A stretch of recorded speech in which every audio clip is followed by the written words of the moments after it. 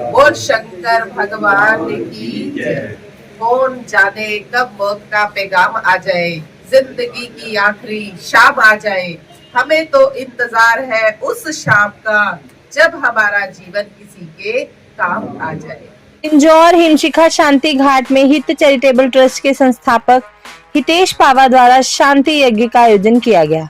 हितेश पावा ने बताया कि हर वर्ष उनकी संस्था द्वारा इस शांति यज्ञ का आयोजन किया जाता है और इस शांति यज्ञ को आयोजित करने का उद्देश्य यह है कि पूरे वर्ष वह जिन भी लावारिस लोगों का अंतिम संस्कार करते हैं उनकी आत्मिक शांति के लिए प्रार्थना की जाती है। इस मौके पर अपना आशियाना आश्रम करनाल से राजकुमार, रोहताशार्य, अनुमदान, सीनियर सिटीजन एसोसिएशन के प्रधान लाल सिंह, एसके शर्मा, विमल, रमन, समाज सेवी शेरचंद चावला, रोहताशार्य, शशि गुप्ता, जेके शर्मा, मनीष उप्पल, हितेश शर्मा, पंजाबी सभा के प्रधान चरणजीत कोहली, मुकेश पसरीचा सहित भारी संख्या में शहर के गणमान्य लोग उपस्थित रहे। कार्यक्रम में पहुंचे सभी लोगों ने हवन यज्ञ में आहुति डालते हुए अपनी जीवन रूपी यात्रा पूरी कर प्रभु चरणों में लीन हुए लावारिस लोगों की आत्मिक शांति के लिए प्रार्थना की। वहीं उपस्थित सभी लोगों ने हितेश पावा द्वारा किए जा रहे समाज सेवा के कार्यों की खूब सराहना की और सभी वक्ताओं ने अपने अपने विचार व्यक्त किए। अंत में हित चैरिटेबल ट्रस्ट के संस्थापक हितेश पावा ने कार्यक्रम में पहुंचने पर सभी लोगों का दिल की गहराइयों से आभार व्यक्त किया। आए हुए सभी लोगों के लिए खाने पीने की विशेष व्यवस्था भी की गई थी।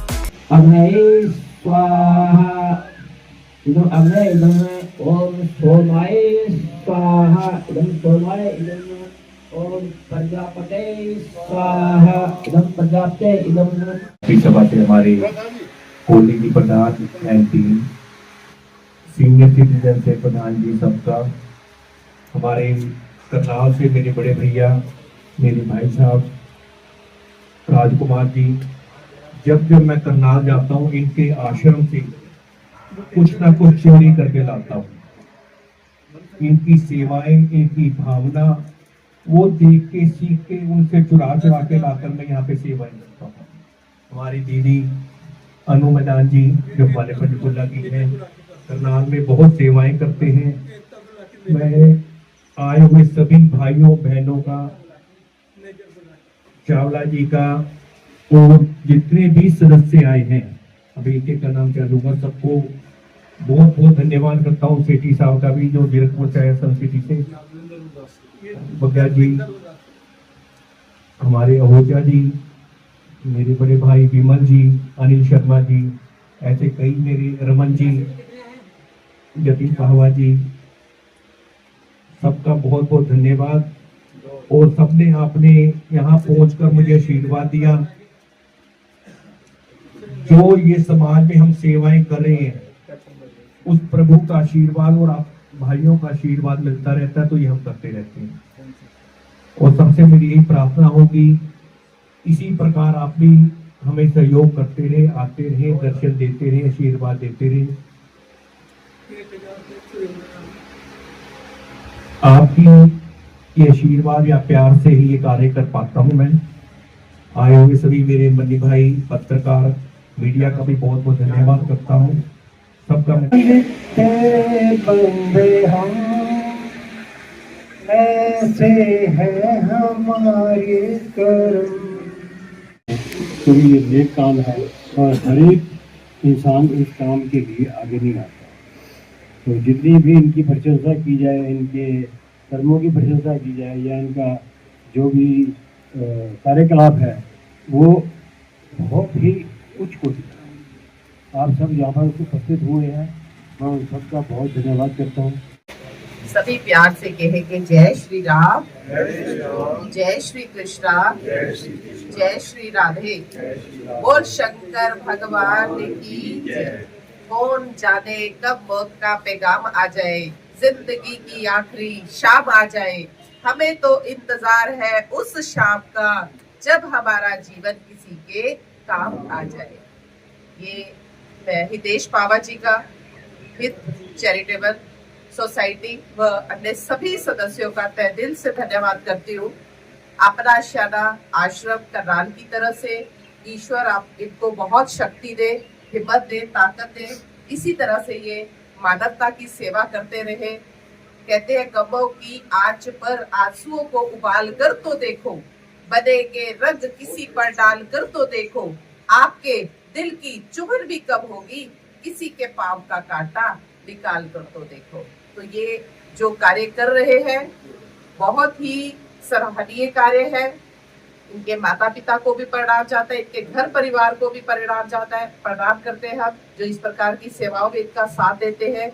और ये कदम से कदम मिलाकर इनके सभी साथी आगे बढ़ते हैं, इस प्रकार के संस्कार की सेवाओं को करते हैं और इन अस्थियों को हरिद्वार गंगा मैया के घाट पर जाकर वहां पर हवन यज्ञ कर गंगा मैया की धाराओं में उनको विसर्जन कर देते हैं। ये कोई छोटा मोटा कार्य नहीं है, बहुत बड़ा है। हमारे घर परिवार में से कोई एक सदस्य जाता है तो हम कितने बिलखते हैं उनके लिए। ये तो फिर अनजान है जिनका घर परिवार नहीं है, उनके घर परिवार ये सब बकते हुए ऐसा कार्य करते हैं। इनके चरणों में हम शत नमन करते हैं और ईश्वर इनको शक्ति दे, हिम्मत दे, ताकत दे, इसी तरह से इस समाज सेवा को ये करते रहे। और शंकर भगवान की जय। बारी सभी मेरे साथ मिलकर गायत्री मंत्र का जाप करेंगे। ओम भूर्भुवः स्वः तत्सवितुर्वरेण्यं भर्गो देवस्य धीमहि धियो यो न प्रचोदयात्। ओम। हितेश भाई का परसों मेरे पास फोन आया कि आपने हमारे प्रोग्राम में आना है, 9:30 बजे से हवन है। तो मैंने कहा भाई आपको बुलाने की जरूरत नहीं, आपका काम ऐसा है कि हर किसी का खुद चलकर आने का मन करेगा। मैं इन्हें 3 साल से जानता हूँ, हम एक माँ के गर्भ से तो पैदा नहीं हुए, लेकिन हमारा प्यार आपस में ऐसा है जैसे एक माँ जाए बच्चों का होता है। मैं भी चाहूंगा आप सभी जितने भी महानुभाव यहाँ पर हैं अपनी प्रवृत्ति को धर्म की तरफ जितना ढालोगे उतना ही आपका यश और कीर्ति बढ़ेगा। जैसे हितेश भाई दिन रात यहाँ पर सेवा करते हैं, ऐसे ही कुछ और भी आपका सबका माइंड क्रिएटिव है। परमात्मा ने सबको एक विशेषता दी है, आप अपनी विशेषता को पहचानने और समाज कल्याण के लिए कुछ ना कुछ विशेष करने का विचार करें। हमारे देश को 76 साल हो गए हैं आजाद हुए और ऐसे ऐसे हमें कर्मठ समाज सेवियों की बहुत आवश्यकता है। बहुत सारी फील्डें ऐसी हैं, कानून की फील्डें हैं, लोगों को न्याय दिलवाने की है। जैसे भाई साहब ने उनका अंतिम संस्कार करके हरिद्वार पहुंचवाने का है। तो ऐसे मैं चाहूंगा कि पिंजौर में और भी मोतियों की तरह निखर के आए और ऐसे शुभ कार्य करें। हमारा हितेश पावा भाई को आर्य समाज की तरफ से पूरा आशीर्वाद सदा रहता है। जो कहीं भी है हमारे आर्य समाज में आते हैं, हमारी ड्यूटी लगाते हैं और हमारे कंधे से कंधा मिला के हमारे साथ रहते हैं। ऐसे ही हम भी आर्य समाज की तरफ से मैं बोलता हूँ कि हितेश भाई को कोई भी सहयोग कभी भी किसी प्रकार का जरूरत हो, आर्य समाज और आर्य समाज की टीम सदा इनके साथ है। ओम शांति शांति शांति। सभी महानुभावों का हृदय की गहराइयों से धन्यवाद। हित चैरिटेबल ट्रस्ट के संस्थापक, सेवादार, आर्य समाज से जुड़े हुए मेरे सभी महानुभाव, आप सबका हृदय की गहराइयों से धन्यवाद। देखिए, आज अगर किसी चीज की किसी व्यक्ति के पास कमी है तो वो सिर्फ और सिर्फ समय की कमी है। हर एक आदमी यही कहने को लगा रहता है कि मेरे पास समय नहीं है। समय आपने इस कार्य के लिए यहाँ निकाला क्योंकि समय का दान जो है वो सबसे उत्तम दान गिना गया है। जिस भी चीज का आप दान देंगे, प्रभु जी, ईश्वर जी, सर्वशक्तिमान परम पिता परमात्मा वो आपको किसी न किसी रूप में वो वापस लौटा देंगे। लेकिन अगर आप समय का दान देते हो तो वो ईश्वर भी वापस नहीं कर सकते। वो उसके बदले में आपको ढेरों ढेरों आशीर्वाद देके आपके घर परिवार की सुख शांति ही दे सकते हैं जो उनके हाथ में है। तो इसलिए हितेश बाबा जी के द्वारा जो ये कर्म किए जा रहे हैं, हम भी इनसे बहुत सारी प्रेरणा, ये हमसे कहते हैं कि हमने प्रेरणा ली है।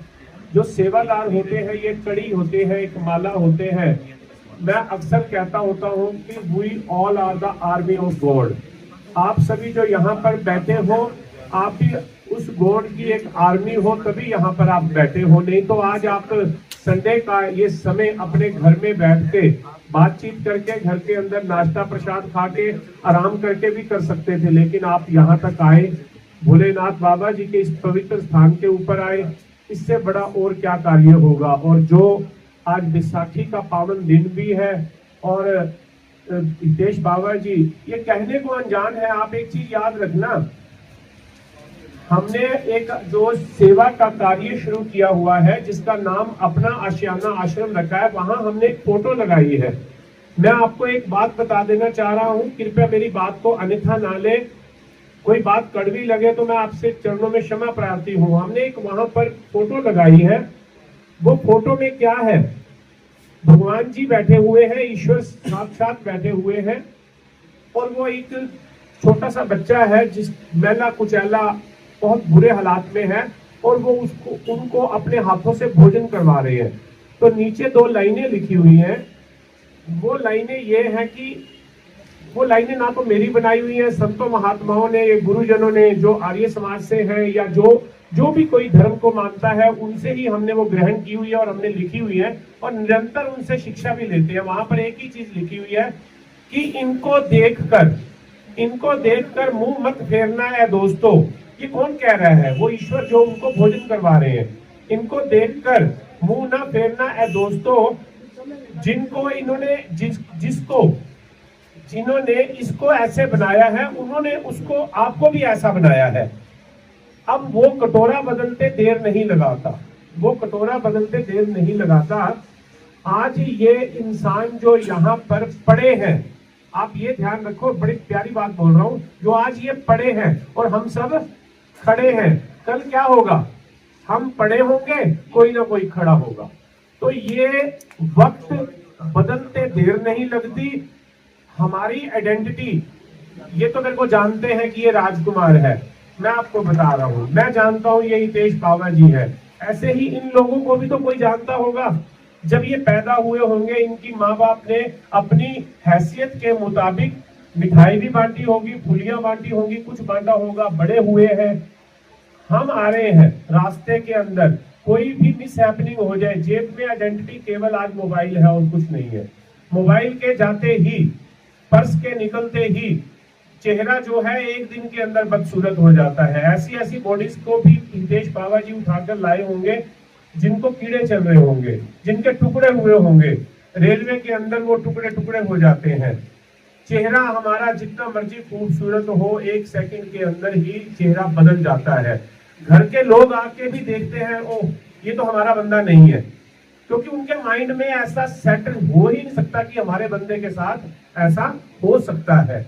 और वो कहाँ पड़ा हुआ होता है। मैं आपको एक बात बता देना चाह रहा हूं, हमारे करनाल के अंदर एक शख्स हुए हैं शिवाजी सराफ, नाम सराफ, शिवाजी सराफ। मतलब कोई भी सुनहरों के अंदर अगर बोली शुरू होती थी सोने की, तो उस आदमी ने अगर बैठना है तो बोली शुरू होती थी। ये बात मैं इसलिए बता रहा हूं कि आप ये देखो, पूरी मार्केट के ऊपर उस इंसान का होल्ड था।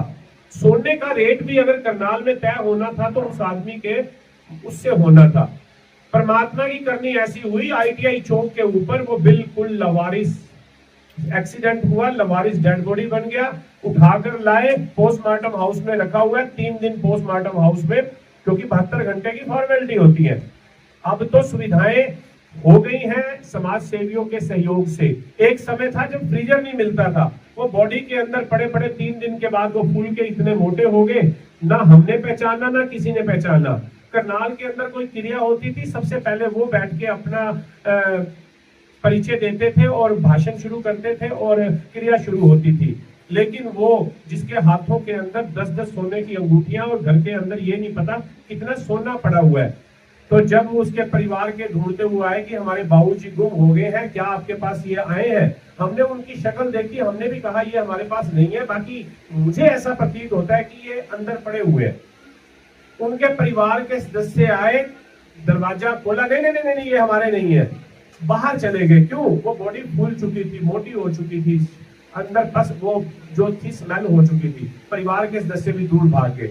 मेरे को फिर प्रतीत हुआ कि ये वही है। मैंने कहा उनकी कोई निशानी है, तो उन्होंने कहा उनके यहाँ पे बाजू के ऊपर ओम छपा हुआ है और फूल बना हुआ है। मैंने जाके वहां देखा, वो एग्जैक्टली ओम भी वही था और फूल भी वही था। कहने से अभिप्राय मैं जो कह रहा हूं, हम लोग जो इतना अपने आप को परफ्यूम लगा के, सेंट लगा के, ये लगा के और अच्छे कपड़े पहन के यहाँ पहुंच जाते हैं, आज वो देखो वो कहाँ पड़े हुए हैं। और हमारे मियाँ जी हैं, ये हमारे हितेश बाबा जी हैं। तो मैं ये जरूर कहूंगा, आप अपना समय जरूर निकालें। जब ये संस्कार की कई बार वीडियोस डालते हैं, मैं देखता हूँ 2, 3, 4 लोग यहाँ पर होते हैं। मैं अक्सर एक बात जाकर अवश्य बोलता हूँ, आप ये बात जरूर याद रखना, मेरा भाषण अगर थोड़ा लंबा भी हो जाए तो मैं क्रांतिकारी भाषण देता होता हूँ, क्रांतिकारी बातें करता होता हूँ। आप हमेशा घर से निकलते हो शमशान घाट के लिए तो मन के अंदर यही होता है, यार आज किसकी डेथ हो गई है, फलाने की डेथ हो गई है, मैं जा रहा हूँ। यही होता है, फलाने की डेथ हो गई है, मेरा यार दोस्त है, उसका परिवार मेरा यार दोस्त है, मैं जा रहा हूँ। क्या आपने कभी कदम बढ़ाया है अपने घर से, एक कदम बढ़ाया है कि मैं आज जा रहा हूं शमशान में संस्कार के लिए? यार वो मेरा कोई नहीं था, लेकिन मैं किसी अनजान के लिए जा रहा हूं। वो भी तो किसी माँ का लाल होगा ना, वो भी तो किसी बहन का भाई होगा, किसी बाप का सहारा होगा, बुढ़ापे का सहारा होगा। तो आप कदम जरूर बढ़ाएं। ये तो आपकी खुशकिस्मती ही कहूंगा कि इस दुनिया, आप ये देखो, मैं यहाँ से आ रहा हूँ, इतनी दूर तक बड़े बड़ी सोसाइटीज बनी हुई हैं, बहुत बड़े बड़े लोग रह रहे हैं, भरी पड़ी है दुनिया, लेकिन ये काम कौन कर रहा है? सिर्फ एक हितेश बाबा जी एवं उनके साथीगण जो है। तो मैं आपको भी यही कहूंगा, एक व्हाट्सएप ग्रुप बनाएंगे ये, उसके अंदर आप अपना नाम लिखवाएं, ये एक मैसेज भेज दिया करेंगे कि आज संस्कार की सेवा है, आप आओ। तो मेरा अभिप्राय ये है कि आप अवश्य आए, क्योंकि कुछ नहीं पता कि पड़े खड़े के पड़े और पड़े के खड़े कब बन जाए, कुछ नहीं पता। बस अंत में इतना ही कहूंगा कि कौन जाने कब मौत का पैगाम आ जाए। जैसे कि अभी बहन जी ने भी बड़े प्यारे शब्द कहे थे कि कौन जाने कब मौत का पैगाम आ जाए, जिंदगी की आखिरी शाम आ जाए। हमें इंतजार होना चाहिए उस शाम का, उस वक्त का इंतजार होना चाहिए। एक संत से पूछा कि आपकी आखिरी मंशा क्या है? राम जी ने, भगवान जी ने पूछा आपकी आखिरी मंशा क्या है? कहता है, मौत जब तू आए, जब तू आए, ऐ मौत जब तू आए, मैं सेवा में लगा हूं, तुझे ले जाने में मजा आए और मुझे जाने में मजा आए। तो वक्त के साथ आप लगे रहो। जैसा कि अभी आर्य समाज से वो भाई साहब थे, मैं जानता नहीं, उन्होंने बड़ा सुंदर कहा कि आप कोई भी सेवा, जरूरी नहीं है कि अनजान शवों की सेवा में ही सेवा में आपने समय लगाना है। अगर कहीं पे पेड़ लगाने की सेवा है, गरीब बेटी की शादी की सेवा है, 1 रुपया डालने की सेवा है, तन मन धन से आप जाओ जरूर। घर से बैठे मैं यूपीआई की पेमेंट कर दूंगा, ये अच्छी बात है, क्योंकि तन से कमाया हुआ धन ही तो काम आ रहा है, उसी से तो ये सेवा हो रही है। लेकिन तन भी अगर आप वक्त निकाल के लाए, तो मैं इतना जरूर हितेश बाबा जी के चरणों में बेनती करके जाऊंगा, आज आई हुई जितनी भी संगत है, सारा एक व्हाट्सएप ग्रुप बन जाए, दाह संस्कार ग्रुप मैंने बनाया हुआ है करनाल के अंदर। 300 लोगों को मैं मैसेज भेजता हूँ, कई बार 20 आते हैं, कई बार 30 आते हैं, कई बार 50 आते हैं, कई बार 2 आते हैं, कोई बात नहीं। हमारा कार्य है दरवाजे को खटखटाते रहना, आपको खटखटाते रहना। आपका समय हो, आओ, नहीं है कोई बात नहीं, मन के अंदर तो है आज सेवा है और कुछ नहीं कर सकते, घर में बैठ के ना आंखें बंद करके उस आत्मा के प्रति, हे प्रभु आज जिस माँ का लाल चला गया है उसकी आत्मा को शांति देना। तो ये कार्य तो आप घर पे बैठ के भी कर सकते हैं, तो आपकी संस्कार सेवा हो जाएगी। तो ये मैं बेनती करूंगा। बड़ा बड़ा धन्यवाद, आपका भी बहुत बहुत धन्यवाद। कोई शब्द इस दास से गलत निकला हो, मैं क्षमा प्रार्थी हूँ। धन्यवाद। संगत जो यहाँ पहुंची है उनको मेरा कोटि कोटि नमन। मैं भाई हितेश बाबा का, मेरे पास शब्द नहीं, मैं किन शब्दों से इनके वखान करूं। ये इतना सराहनीय कार्य कर रहे हैं, बस वो शब्द ही नहीं है। अभी जो मेरे से पहले वक्ता थे, मैं नाम तो परिचित नहीं हूँ, करनाल से एहसान दिए राजकुमार जी, इन्होंने जो बातें कही वो बड़ी दिल छू जाने वाली बात थी। बस इससे आगे मैं तो अभी याद हवन किया, भाई साहब ने मेरे को टेलीफोन किया था, जब भी ये मुझे याद करेंगे मैं इनका हर बार, पिछले साल भी याद किया, मैं रहा था आज याद किया जा गया।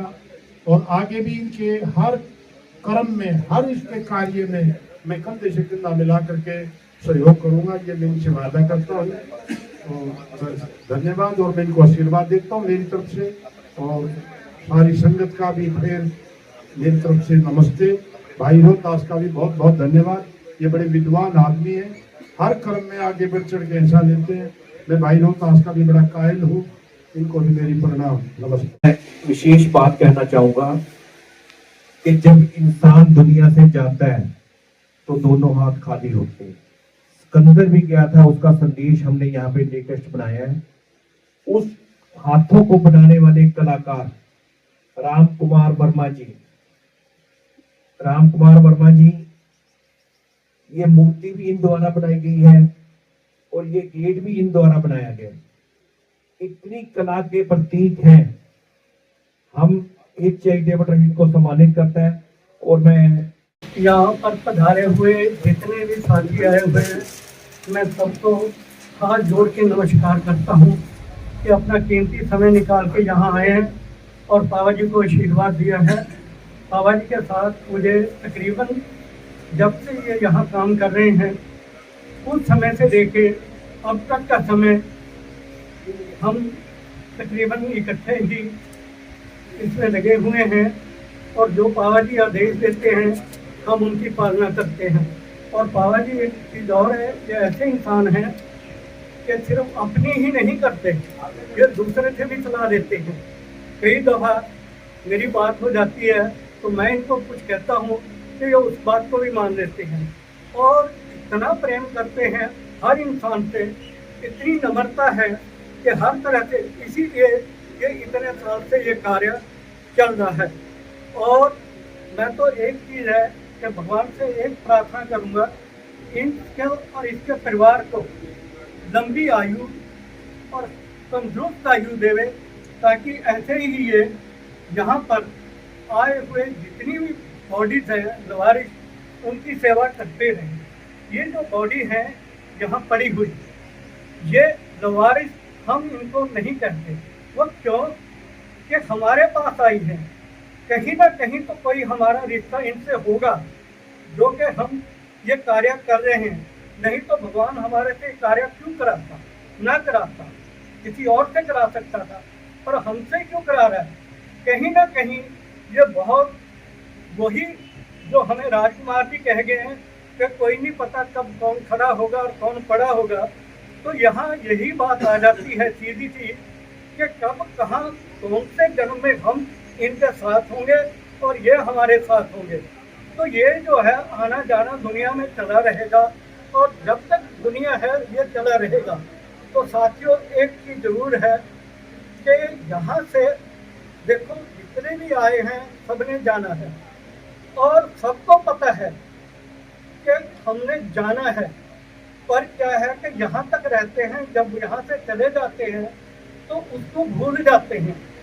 भूलना ठीक है, पर एक चीज़ जरूर है कि रात को जाके चिंतन जो है 15 मिनट का जरूर करो कि हमने दिन में क्या किया है। हर इंसान को ये पता है कि मैंने दिन में अच्छा किया है या माड़ा किया है।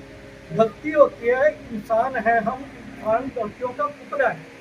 तो अगर शाम को हम चिंतन करके अगर हमारे से कोई गलती होती है तो उसको हम सुधारने की कोशिश करें, तो दूसरे दिन भगवान भी खुश होंगे, हमारे माँ बाप भी खुश होंगे, हमारे बच्चे भी खुश होंगे। और गलती हो जाए तो राइट करने में चाहे कोई छोटा हो, उससे भी राइट कर लो तो कोई फर्क नहीं पड़ता। क्यों कि उसका भी तो आदर है। अगर वो हमारे से गलती हो गई है तो उसको राइट करना सबसे बड़ी बात है। अगर ये नहीं करते तो हम सोचो कि घमंडी लोग हैं, इतना घमंड नहीं होना चाहिए। तो इसलिए सबको एक ही चीज़ है कि अपने घर परिवार में एक ध्यान जरूर रखें, कहीं भी किसी से भी गलती हो जाए, धर्मपत्नी हमारी साथी है, कहीं हमसे भी उनसे गलती हो जाती है तो हमें उनसे भी प्यार से अगर थोड़ा सा क्षमा याचना कर रहे तो कोई हर्ज नहीं है। तो नारी एक ऐसा जीवन है जो कि सबको संभालती है।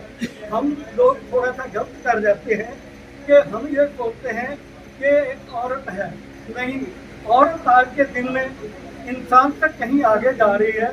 तो इसलिए हर मातृशक्ति का हर इंसान को मतलब कि इज्जत से देखना चाहिए, इज्जत से उनको बुलाना चाहिए और उनसे पूरी मातृशक्ति से दिल से प्रेम करना चाहिए, क्योंकि वो भी हमारी बहन भी हो सकती है, माँ भी हो सकती है और पत्नी भी हो सकती है। तो इसलिए मैं ये कहता हूँ कि कभी भी घमंड में ना आए, हमेशा नम्रता ही रखें। धन्यवाद, धन्यवाद। श्रद्धा सुमन अर्पित करने आए हुए सभी दिव्य आत्माओं को मेरा सादर नमन। काम करो ऐसा कि पहचान बन जाए, हर कदम चलो ऐसा कि निशान बन जाए।